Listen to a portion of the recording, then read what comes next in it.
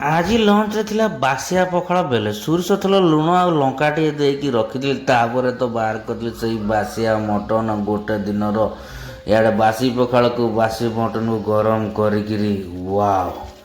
ପଖାଳ ସହିତ ଆଜି ମଟନ କଷା, ମାନେ ହାଲକା ହାଲକା ଝୋଳ ରହିବ। ଏଟାକୁ କଷା କୁହାଯିବନି କି ଝୋଳ କୁହାଯିବନି, ଜୁକଜୁକିଆ ମଟନ।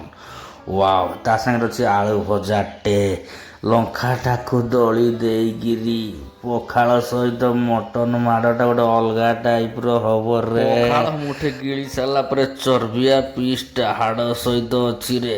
ଖାଇଦେଲି ତ ଆଉ। ବାସି ମଟନ ତ ଆହୁରି ବେଶୀ ଭଲ ଲାଗେ ଆଉ।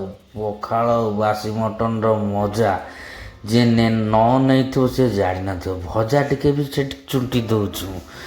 ପଖାଳ ଆଉ ମଟନର କମ୍ବିନେସନ୍ ଏକ ବେହେତରିନ୍ କମ୍ବିନେସନ୍। ତାପରେ ଭାତକୁ ଚୁପୁଡ଼ିକିରି ତ ମଟନ ସାଙ୍ଗରେ ଗୋଳେଇକିରି ୱାଓ।